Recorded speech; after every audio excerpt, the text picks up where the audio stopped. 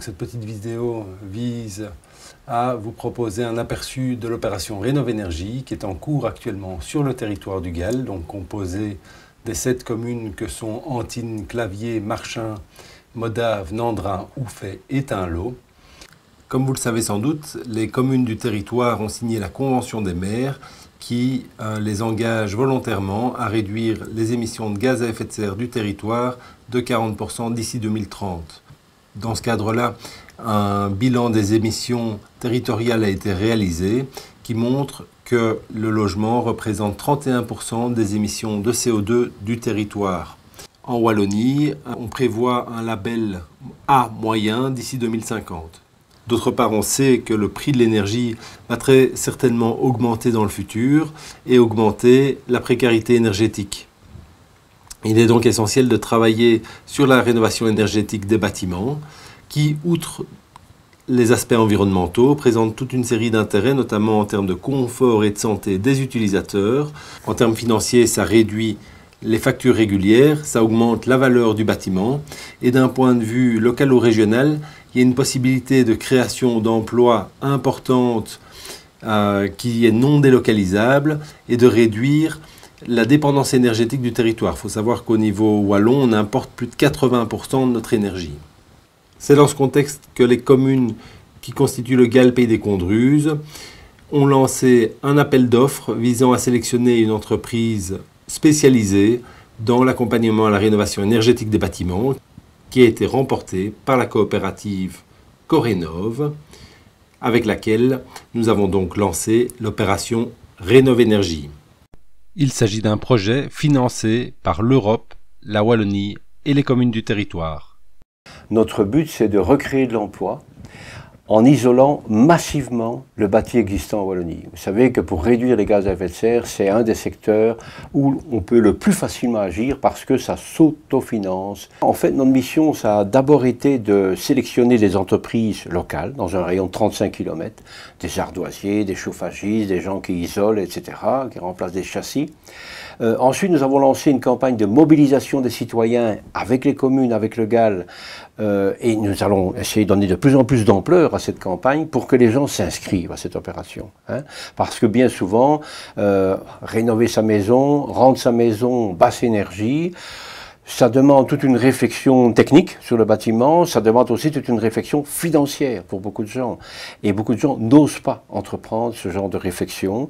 Ils vont bien sûr remplacer la chaudière, faire des travaux un peu pic-ploc, mais c'est inefficace et ça coûte plus cher finalement. Alors, lorsque les gens se sont inscrits, eh bien nous allons chez les gens faire un diagnostic énergétique et financier. Pourquoi ? Le diagnostic énergétique, c'est un audit simplifié pour voir rapidement quels sont les travaux essentiels à faire dans le bâtiment pour obtenir un maximum d'économie d'énergie.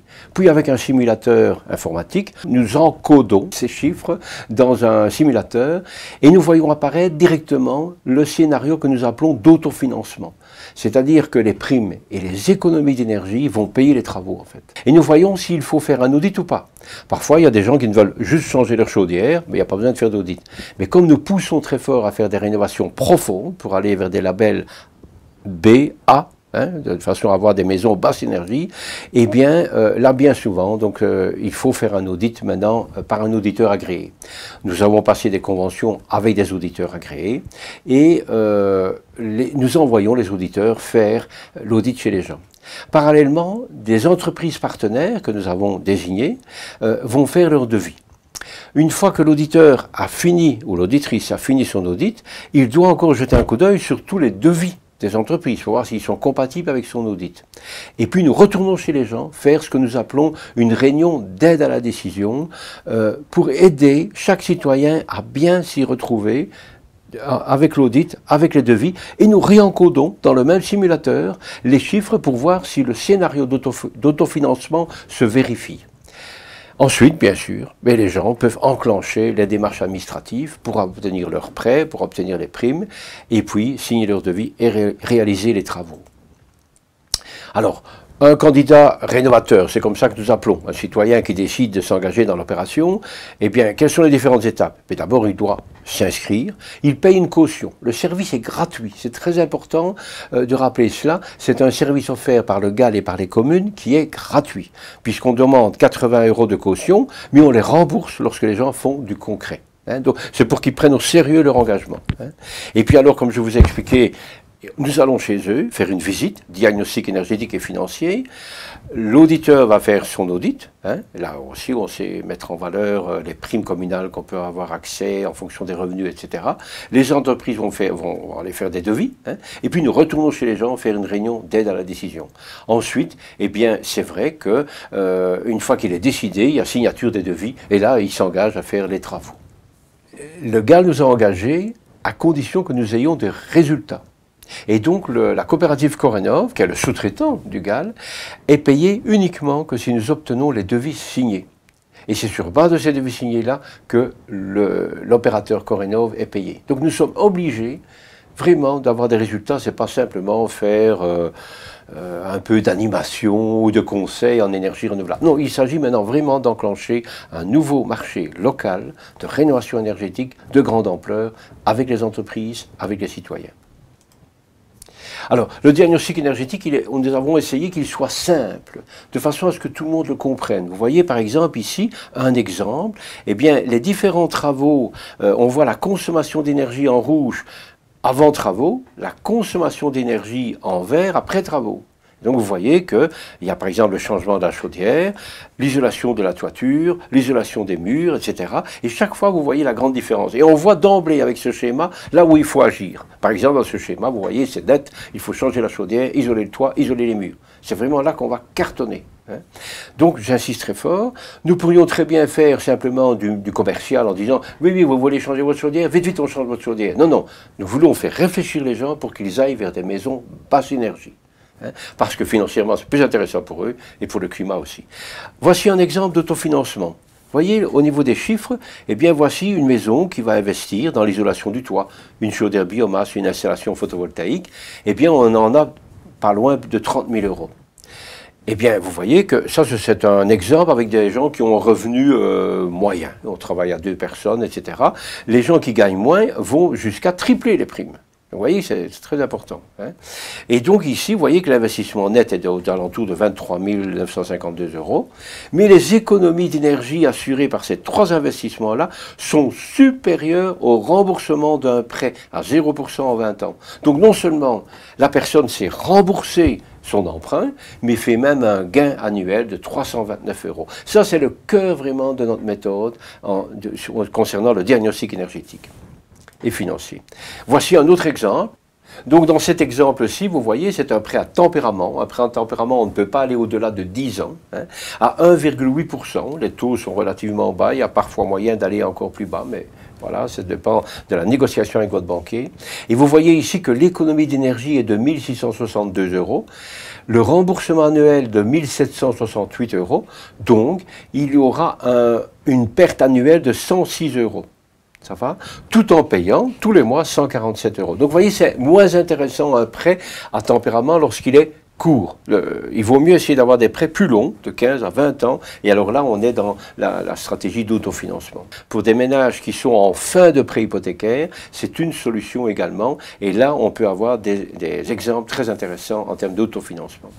Alors, la réunion d'aide à la décision, je vous ai parlé du diagnostic énergétique, de l'audit, la collecte des devis et puis la réunion d'aide à la décision, eh bien la réunion d'aide à la décision, nous retournons dans chacune des maisons.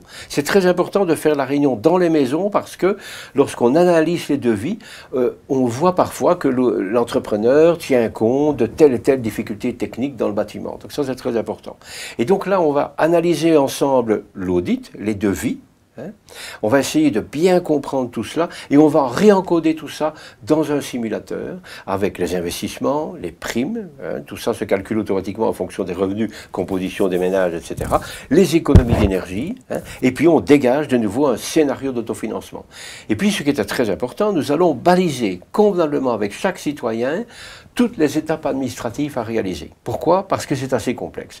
Donc si une personne demande un prêt à 0%, eh bien on lui indique bien ou sur Internet, il faut aller chercher le dossier, hein, soit sur papier, soit directement en informatique, comment il faut le remplir, etc. Ça nous arrive parfois d'aider les personnes à remplir le dossier par téléphone, hein, et puis alors nous essayons de bien expliquer les différentes échéances, hein, remplir son dossier de demande de prêt, aller négocier avec la banque, reprise en cours, prêt hypothécaire, tout ça dépend de la stratégie qui est choisie par le candidat rénovateur.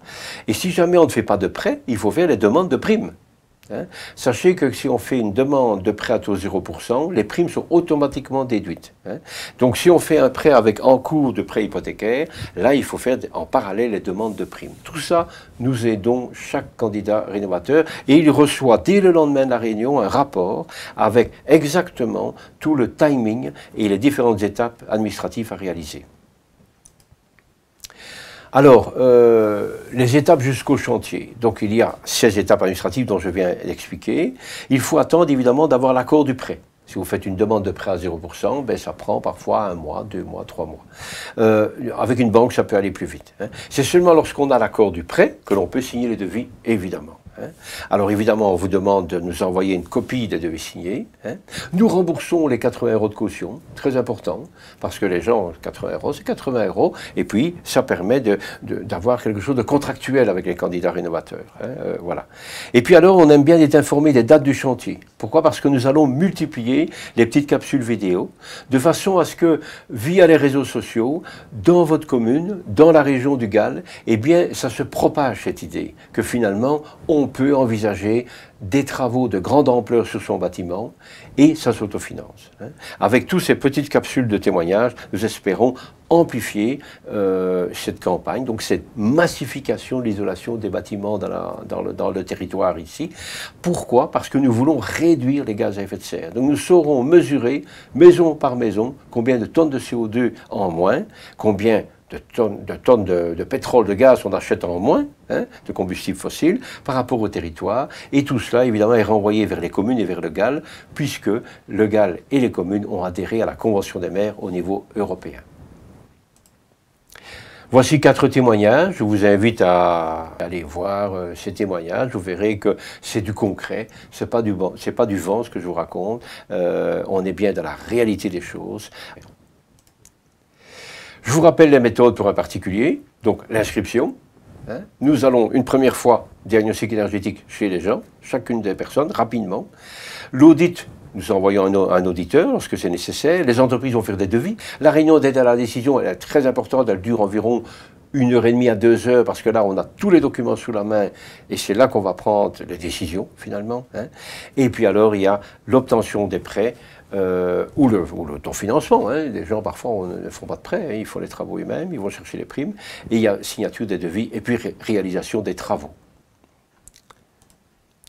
Alors, la déclaration d'engagement, c'est un prérequis, bien sûr. On vous demande, voilà, vous voyez, c'est plus qu'une inscription. C'est une déclaration d'engagement. C'est-à-dire, on demande aux citoyens de s'engager à faire en sorte de réduire les gaz à effet de serre à partir de leur bâtiment. Et en même temps, sur le plan financier, c'est intéressant. En même temps, ça va créer de l'emploi dans les entreprises de votre région. Donc, déclaration d'intérêt. On paye une caution, 80 €. On prend rendez-vous avec vous rapidement, un jour qui vous arrange bien sûr, pour prendre le temps d'aller faire ce diagnostic énergétique et simulation financière, hein, et puis réalisation des diagnostics, et là on voit si on fait un audit ou pas. Hein. Donc je vous ai dit, s'il n'y a que quelques travaux à réaliser, eh bien alors on n'a pas besoin de faire d'audit, mais quand il y a beaucoup de primes à aller chercher, ça vaut la peine de faire un audit. Le bulletin d'inscription ou le formulaire d'engagement, eh bien vous voyez, on vous demande quand même de noter vos hypothèses. C'est vous qui vivez dans ce bâtiment-là, enfin les gens vivent dans le bâtiment, donc ils savent dire, ben voilà, il y a ça et ça qui ne va pas dans mon bâtiment. Donc avant d'aller chez vous, on a déjà une idée de ce que vous avez perçu dans votre bâtiment qu'il faudrait faire. Voilà l'opération que nous menons avec le Gall, avec vos communes. Notre souhait, évidemment, c'est d'atteindre un maximum de citoyens parce que nous pensons que c'est un secteur qui va permettre de recréer de l'emploi. On est en pleine crise économique, ça vaut vraiment la peine. Et la deuxième chose, eh bien, on va pouvoir faire quelque chose peut-être pour les enfants et les petits-enfants parce qu'ils devront vivre aussi sur cette planète.